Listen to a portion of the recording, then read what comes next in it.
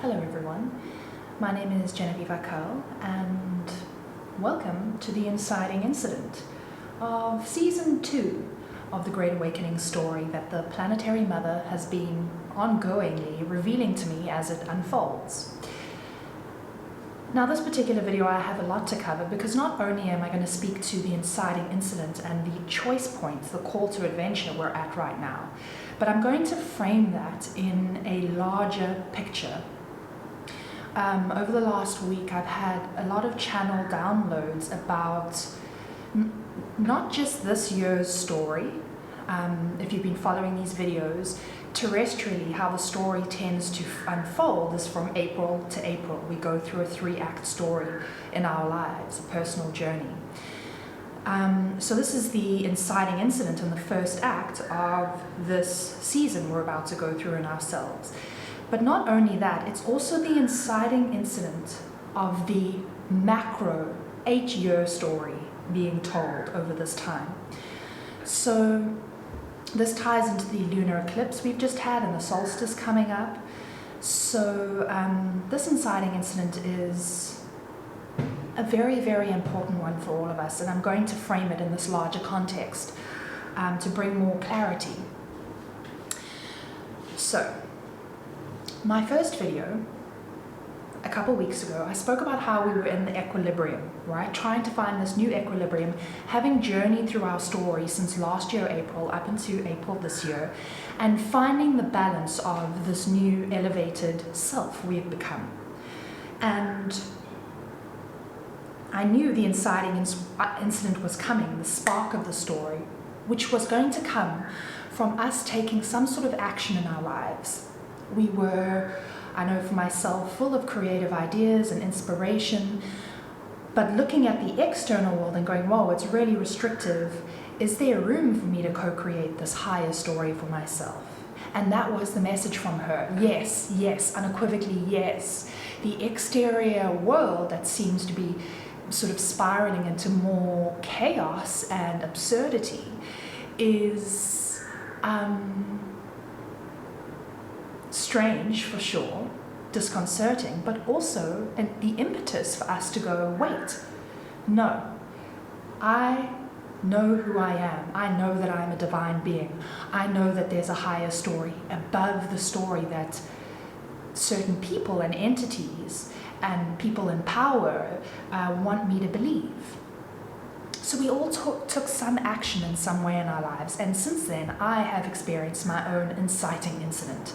Meaning I had a lived experience where knowledge and through exchange and the drama of life and relationships, I had an experience where I've been called to the adventure this year and for this story. The inciting incident in the first act is also known as the call to adventure because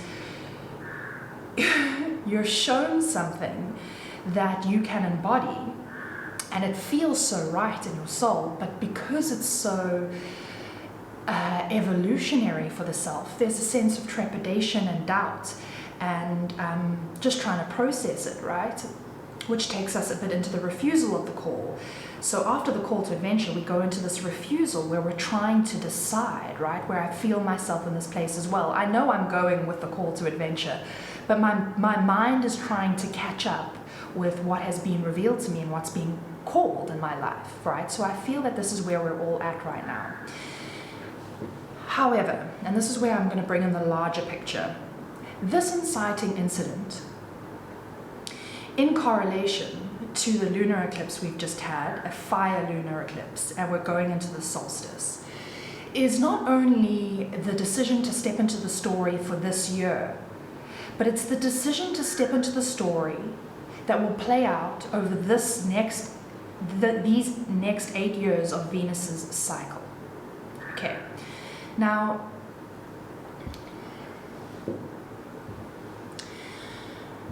let me go with this. Everyone remembers 2012, if you were old enough then, and there was just like the Mayan prophecy. They say it's the end of the world, it's a whole new beginning, and people were expecting, people to be spirited away. Nobody knew what was going to happen.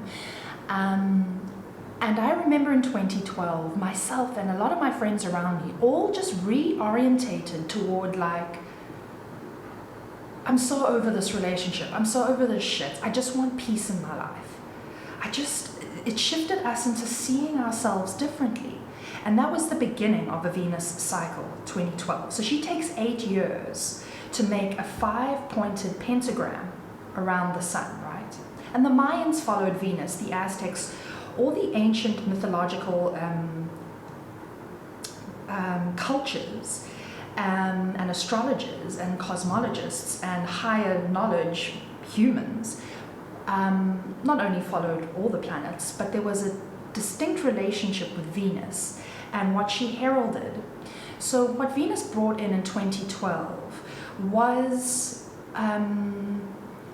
linked to the idea of Dante's Inferno, where we had to cycle through, over the 8 years, ourselves, the depths of ourselves, to release shadow elements, density elements, all the things, ego attachments, all the things that were getting in the way of us actually being able to step into this higher dimension that is playing out over time. So that culminated in 2020. So 2020 was the big, in 2020 was the start of a new Venus 8-year cycle, right? And 2020, absolutely, that year is when the year I started telling the story in April 2020. And it was absolutely the culmination of that 8-year cycle, bringing us literally facing off with the absolute depths of ourselves so that we could break free of illusions, self-illusions, ego illusions, attachments, relationships, ways of life, expectations, all the ideological obligations that we were like, wait, people say this is how it should be, but it doesn't make me feel good. And we've started and we've learned over 2020 into 2021 how to make decisions for ourselves and step into places where our lived reality is becoming lighter and lighter and lighter, because we're not hooking into relationships and situations that create toxic frequencies, right? We've all kind of gone, whoa, I totally get it. I am sovereign and this is the world I choose for myself. So Venus's next 8-year cycle started in 2020. And what we're at now she did her final purge in us.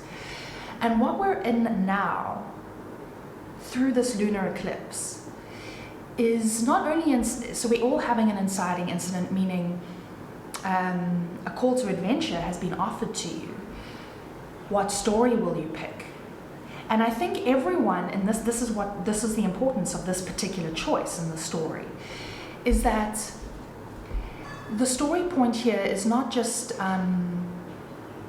any old story. It's literally the choice between, are you going to co-create the higher divine story, knowing in your heart of hearts that there is much more to this reality than you see on TV, that the external closing in on us and oppressing us and restricting us is essentially a puppet show, and I'll get to that, in order to push you over the edge, to take flight into the higher story, not knowing how it will play out, but trusting in divinity and her and God the Father, God the Mother, to see us through. And this lunar eclipse, this is what came to me about this lunar eclipse in terms of symbolically. She reveals symbols to me, and I then take those symbols and I use them when I create art.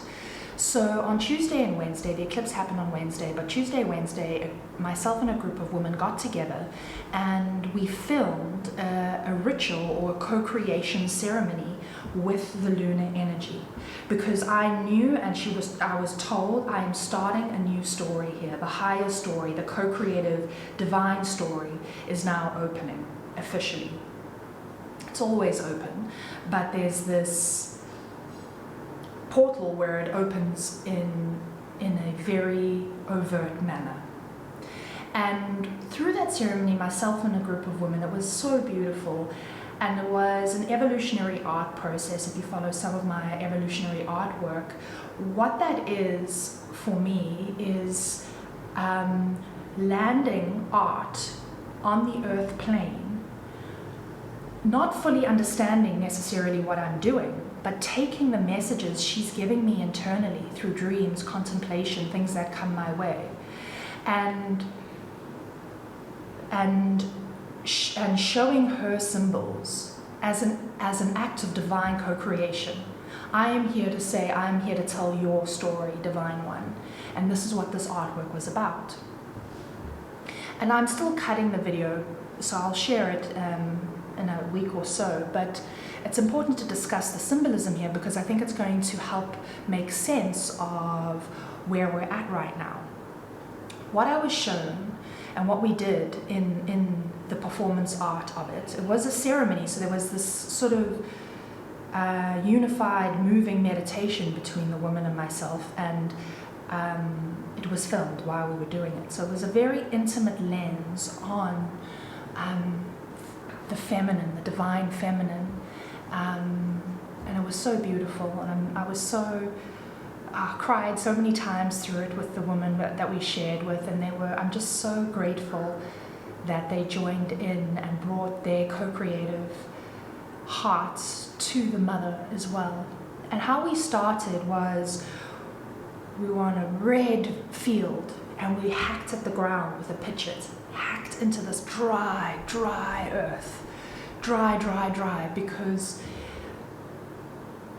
we're on the precipice of what we see in mythology as the cosmic egg. Okay, so hold that in your minds.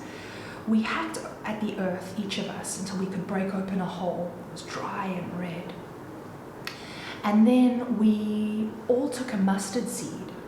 And this came very clearly to me. Faith is small as a mustard seed. The universe in the seed. A whole new universe, a whole new reality in the seed. So we all put a seed in our mouths and we swallowed it. And we poured some seeds into the earth. And we poured water, we covered it, the seeds with the sand that we dug out, and we poured water over the earth. Then we danced it into being. We sweat on it. You've got to sweat and release energy onto it. And then the next day, we went to this really magical mud pool surrounded by a forest. It was so... there was this ancient banyan tree there. It was just so beautiful. I'd never been there before. And we went through a ceremony of covering each woman with mud and rubbing her and touching her with the love and reverence of the mother, the intimacy of the mother. And then she baptized herself with a conch shell, and she said, I am born a new creation under her love. And the symbol of that was the day before we planted the seed and we watered it, the earth, her new story, the seed of her new story. We said, yes, we're here with you, Mother, to witness this with you. And we put the seed in the earth with you. And we put the seed in our mouths and we felt it go down to our wombs. And we said, the seed is in us too. And when we watered ourselves, we were baptizing the old self was falling away, being washed away with the mud, and the new creation was coming out. Right. So the womb of the earth, this is what she's been telling me, her womb is ready now. Her 8 years, her cycle from 2012 up until now was the preparation of the womb, so that it could hold the new seed, because it had become lighter, less attached, less dense, more evolved. We can now hold the new seed in our own wombs. This even goes for men, obviously, right? The new seed of creation. And if you look in, just type in cosmic egg and into Google and look at the amount of mythological images that come up across cultures. Vishnu in the egg. It's in the Mayans and the Aztecs. Sophia holds the egg. The ancient Greeks have the egg. The snake is wrapped around the egg. The snake being the mother and the egg of the universe, the new seed of the universe, right? So what she told me is that this lunar eclipse was us washing away the old and planting the seed of her new creation. And when the solstice comes on the 10th of June, the sun, right? The lunar is the mother, the womb. Then the sun will come on the 10th of June, and that will be the father, the Orion. And he and his power will come down onto the earth, and it will germinate the seed. It will germinate the seed, fertilize the seed for growth. So, last year, a lot of my channeled videos, I kept saying, I see the mother preparing for birth. I saw the snake coming into the Ouroboros and closing around us as she took us into her arms and her quiet to deal with stuff, right? And then on the conjunction, I saw her shoot up into the heavens, all the way up, and meet the Father, right? I saw that in the spirit, meaning that it now will take place in the material realm and over time. So first things are done in the spirit, and then they filter through and play out in the material over time. And the mother shooting up into the heavens like that is what came to me, her shooting up from our roots, our root chakra, up through all the chakra points into our pineals, right? Into us awakening as a collective. But in order for her, so we're at the beginning of this new cycle of her now taking us through essentially Dante's purgatory, right? Dante's Inferno, like I said, was the cycle that came before this particular Venus cycle we just recently entered, right? And just to cover some bases here, you know, people that talk of ascension, when you see them in film and in life, they're often these weird people shouting from a soapbox in the streets, and it seems like insanity, right? But these ascension times are written into the fabric of the earth and the cosmos. And they don't happen, they've happened quite a few times over our collective history. And the stars and the astrology was doing a very similar thing when Dante wrote his Divine Comedy, right? So we've had these pull-ups through different points in history where the astrology and the cosmology and the mythology and the ancient calendars all line up in the way they are lining up right now. You might not be aware of that because, you know, mass ideology and media and dogmatic monotheistic religion and systems have purposefully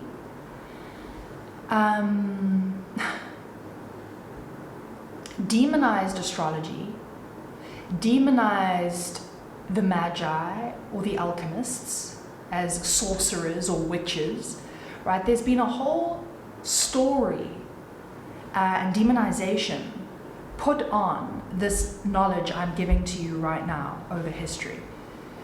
And we all try to understand it through our various cultures and belief systems, but there's a knowledge that exists in alchemy and in math and in astrology and in cosmology that exists outside of the stories humans like to tell themselves. And we are currently going through the eye of the needle. Now, Jesus speaks about the eye of the needle.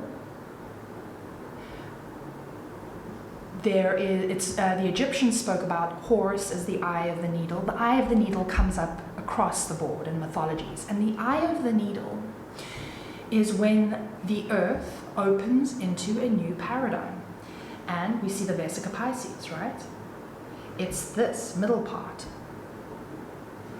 And this opening is happening right now, where our inciting incident is much more profound this year because we are choosing what long game we're going on, what season we're going to, what story we're going to be telling. And it's quite simple.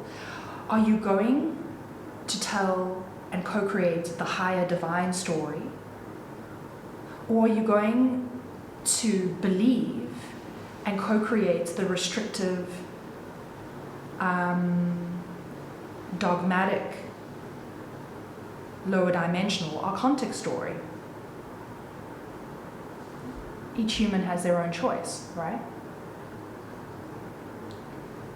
And of course it's okay because the Great Mother has designed this in such a way that we go through cycles. So people that we love that might not be wanting to go through the eye and elevate themselves over this next 8 years and grow the new creation, the new story, the new reality with her, that's okay. It's every last sheep, every last one. And this plays out over kalpas and cycles, right? So we're all celebrating right now in the high place together. But these times take, these ascension times take place in time. So it's a very pivotal choice point we're at. And this is also what I want to say. Dante calls it a divine comedy because it is hilarious, if you can see the humor in it. Now, the word apocalypse in Greek actually means lifting the veil, uncovering, right? So this is what we're now going to be seeing this year and over the next few years, and we're already seeing it, where there's the design of Earth's elevation kind of works in unison with the dark.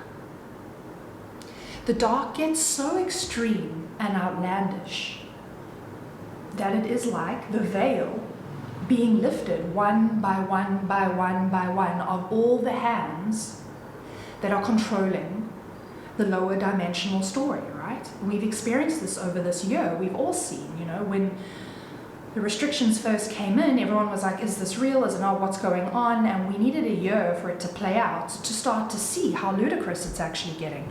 How, I won't even go into those kind of details, but the veil has been lifted on the powers that manipulate the human person and self and story, right? So there's almost this comedy going on. It's a comedy. That's why comedy and tragedy go hand in hand, because I remember, of course, when I saw through these veils, I was incredibly angry. I had a lot of anger to work through because I couldn't believe how fooled I was, right? But there's something about these times. I don't even have to convince you that it's happening, because you just have to look out the window and you will see that when things get absolutely absurd and humanity spirals through a hallway of mirrors where the cloth is being lifted off each mirror going, look, you see the whole time, that's the rules of the game. The veil has to be lifted so that humanity can make a clear choice. That's the rules of this earth game. It's the rules. And it might feel like you can't make the higher story choice, and that you might be defining yourself by all these external restrictions and external stories that are already closing down your liberty, expression, creation, movement. It's the lower dimensional story. It's quite obvious, right? But what I want to say is, the rule of the game of life and these particular ages is that the veils have to be lifted so that each human can make a clear choice. And it is known that those who did not choose had every opportunity to. But like I said, many cycles, all will be elevated in time. The other thing I wanted to say is, where was I going with that? Yes, some people feel afraid to take the higher story path. They think that they will get into trouble. The way it's designed right now is to make you, see, for a human to step into their sovereignty and their co-creative power, you have to do something against all odds, right? You might have fear and self-doubt, but it's because you take the step of faith in spite of that, that this whole new world opens up to you. And I'm going to tell you here as well, unequivocally, the rules of this game is that they can't do anything to you. They only get to scare you and tell you what to do and say there's repercussions and all these consequences, so you better behave, you better oblige, you better follow the rules. But when you break the rules, they can't do anything. That's how these times are designed. Because anybody who wants to go through the eye of Horus, that is their divine right. So we are here at the beginning of this next 8-year cycle, the purgatory cycle, right? And we're starting at the root, the womb. The seed is planted. Orion will come on the solstice and germinate that seed, and it will start to grow from our root. This is her energy, her illumination will come up from the root, and we will have a lot of root issues and attachments and things to resolve as a collective this year. And the root is very much about our sense of security. It's also where trauma is experienced. It's survival, right? So over the next little while, the veils are going to come up and off, I think, at quite a frenetic rate. And we're going to see people who are still very much inside that third dimensional matrix reality being told to them, right? The one that they live in, not because they choose it, but because it's what's the story that they're being told to live. That story is going to start dissolving and dismantling. And that's going to bring up a lot of issues in the root for people, right? People who are maybe seeing through it for the first time, and the confusion of it, and the cognitive dissonance, and the fear, right? So there's a big part of us seeing through that in our own lives in various ways, not just the external global story we're all going through, but many other layers of our lives and personal lives. And to those who have stepped out of that third dimensional story, is to hold space and grace for helping people to shift into the new seed. So there might be a lot of anger, a lot of root survival responses to what is revealed, right? When you just wake up, I remember this, when I first woke up, I was raging. So this is where we're at right now. So not only will, of course, there'll be some chaotic, difficult energy to deal with, but so not only will there be chaotic and difficult energy to deal with, but it's all part of her now growing from the root. And I feel like, I'm not entirely certain, but this is the overarching structure that I was given, was that this next 8-year cycle, 7 years, because we've kind of already done a year with Venus, is going to go through each chakra point. And just like Dante's Purgatory, it goes through the 7 spheres of heaven, right?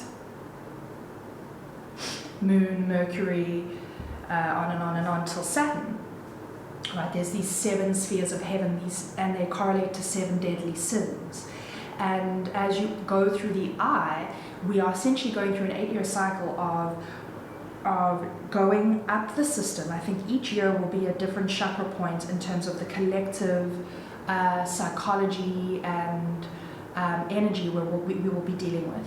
So the psychology and transpersonal information around the chakra, root chakra, is where we're going this year. But then we'll move up into the sacrum, Manipura, heart, until we reach the crown, right? At the culmination of this Venus cycle in 8 years' time. And that is essentially the seven chakras are the 7 colors of the rainbow, and as we overcome each deadly sin in each place, we elevate ourselves personally and collectively to be able to step into the garden of paradise at the top of purgatory, right? That's where we reach at the end. But just know that the root, the first sin to deal with, is pride. Pride. Maybe some people are becoming aware of certain things in life, that what they thought was real and what they totally backed and they were totally behind and had so many opinions about is actually looking like it's completely something else entirely. And maybe you ridicule people that thought that way before. Will you have the humility? Because in each year, each layer, each sphere of purgatory, one needs to learn the virtue. So the virtue in pride is humility. Will each of us be able to humbly say, I was wrong? I let this go. I don't know, maybe I'll be embarrassed, maybe I'll lose friends, maybe, I'm not really sure what's going to happen, but I know inside me that if I keep holding on to this reality or idea or whatever it may be, I'm doing it out of pride because I don't want to look like I'm wrong. Right? And if people choose that, you stay there. And we can talk further as life progresses, but each level will be dealing with a different sin or separation in the self, a different virtue that needs to be embodied. So, yes, that's where we're going now. We're moving through purgatory, the 7 spheres, and as we open up these 7 chakras over these next 7-8 years, that is essentially, I don't know, people have come across the idea of the rainbow light bridge. The Hopis say the rainbow warriors, the Tibetans say the rainbow light body. So there's this rainbow bridge that comes up a lot in different mythologies, and that is each of us doing this personally, and this collective opening up the rainbow bridge, the gateway in our own selves. We elevate this whole system so that by the end of this 8-year cycle ahead of us, we will have arrived as Adam and Eve in the Garden of Eden before the fall, where humans were originally, before the demiurge came in and was sort of instrumental in our fall into a lower dimension. And from that point, we will then enter another 8-year cycle with Venus, where we will then be moving through Dante's Paradiso, up into the Empyrean. But of course, let's first deal with year 1/2 in this particular 8-year cycle, and this inciting incident. And it's the choice point of 2 storylines. It's the bifurcation point. You can go through the eye of the needle and choose to bravely go with all your fears and your mess, no matter what, and co-create and believe and listen to and walk the path of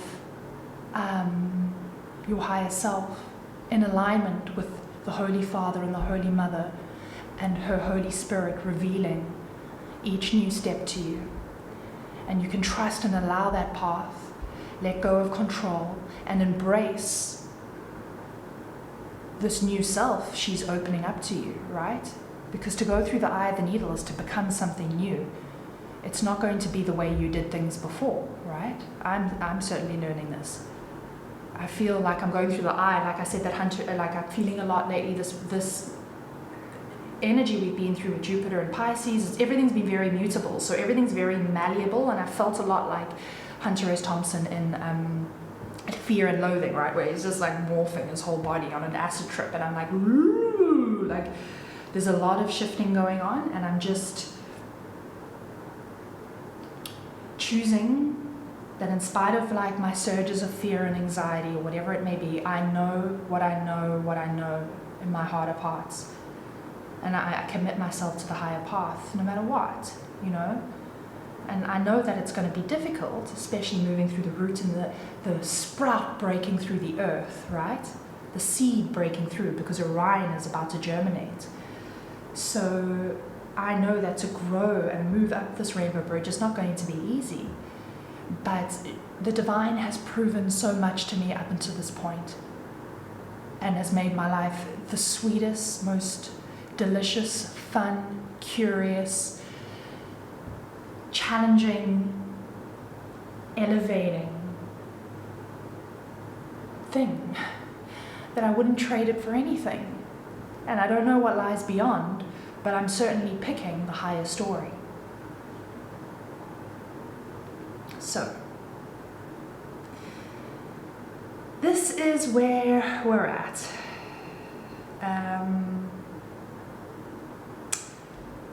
Yeah, is there anything else I have to say? Yeah, so I guess just to leave you with this is, if this is something that's resonating with you, we're still in this eclipse cycle, maybe you've been feeling it as well, to think about that seed in yourself and what seed you're planting in the earth with her and planting in your own body, and to let that just brew and slowly germinate inside you.